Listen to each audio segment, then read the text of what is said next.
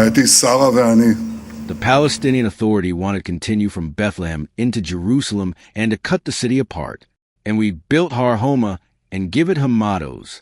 We are expanding them today to ensure the wholeness of Jerusalem. We are also developing northern Jerusalem, Aderat and its surroundings. Settlement, heroism, aviation, economy, love of Jerusalem. The new home will ensure that the heritage of the generations will be remembered for generations. Together we will restore the crown to its former glory in Aderat, which is dear to all of us. My wife Sarah and I are very moved by this occasion, as are my brother Ido and his wife. My family and I are excited to be with you in this special place, at this special moment, which can be captured in a few words. In Aderat we are restoring the crown to its former glory. I always say, in public life you need to have a compass. The compass points to a path, to an ideology. At its core, the compass indicates the desired direction. In our case, north. I do not mean only the northern part of the country, where we are determined to return security, prosperity, and flourishing. At this moment, I mean northern Jerusalem, as an area of immense importance to the development of the capital, the development of our united Jerusalem that will not be divided again. This requires a commitment of the heart, but also actions in practice. Our government guards Jerusalem's sovereignty with all its might. Many of us remember the small airport that operated here, in Aderat, for decades. I used it many times. It was not exactly JFK in New York or Heathrow in London, but despite that, planes took off and landed in Aderat, because today is also the memorial day for the founder of our state, Herzl.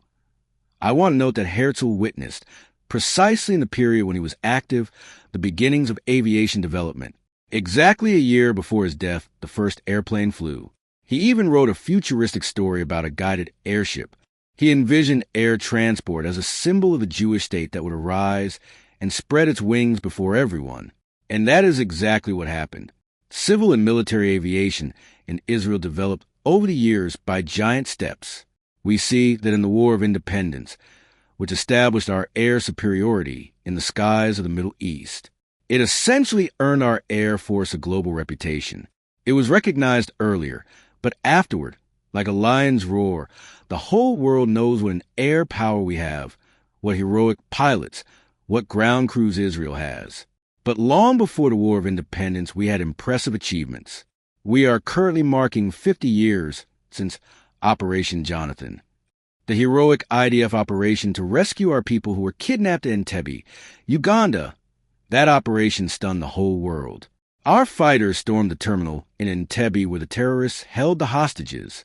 I was told there was an intention to stage a model exercise here, because the tower here resembles the tower at Entebbe Airport. But the concern was that because there are people around, this would expose our plans which needed to remain secret to ensure the operation's success. The operation indeed succeeded. Our forces eliminated the hijackers within minutes and freed the hostages. Our eldest brother Yoni, commander of Seret Matkal, Lieutenant Colonel Yonatan Netanyahu, of blessed memory, fell in the operation leading the force. The part of the rescue fighters in Operation Jonathan will be remembered forever, and likewise the significant contribution of the Air Force to the mission's success. The Chief of Staff then, the Defense Minister then, and also the Prime Minister then, Yitzhak Rabin, wanted to hear the words of two people, of the commander of the ground rescue forces in practice, Yoni. Perez asked him, "Is it possible?" And he said, "Given surprise, it is possible, and I believe we will succeed." They also wanted to hear the words of Benny Peled, who was the Air Force commander. He said the same thing. And those two people, on the ground and in the air, essentially gave the government the confidence to carry out this operation that seemed impossible. For Hercules aircraft flew the IDF force to the heart of Africa at a distance of almost 4,000 kilometers from Israel, and for over 7 hours. 7 hours there and 7 hours back. Our brave pilots landed the aircraft at Entebbe despite difficult weather. They did it by surprise, without the Ugandan soldiers who guarded the airport noticing what was happening. In parallel with the Hercules, there were two RAM planes fly in the area for coordination, control, and medical treatment. Operation Jonathan elevated Israel's name among the nations as a small country with enormous daring to ensure the victory of light over darkness.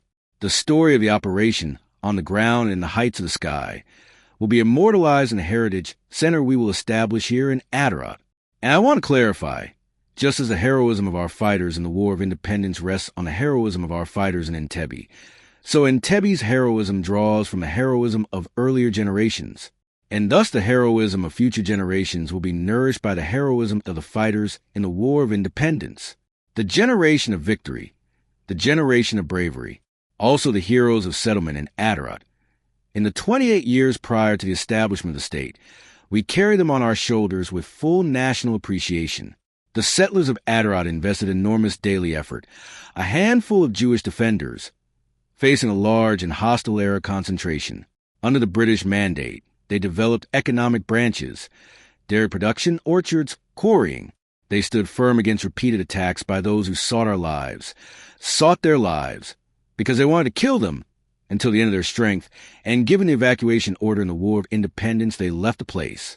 But we returned here in the Six-Day War. I still remember my journey as a paratrooper recruit from the Modian area to climb the mountain, and we arrived here. I looked at this place on the way to the Western Wall, and I thought, we are back. I tell you, this is what I thought. I thought we are restoring the crown to its former glory. And that is exactly what we are doing. On the land of the original Moshav, the northern outpost of Jerusalem, rose a thriving industrial park employing thousands, Jews and Arabs alike. And still the last word has not been said regarding the development of Aderat.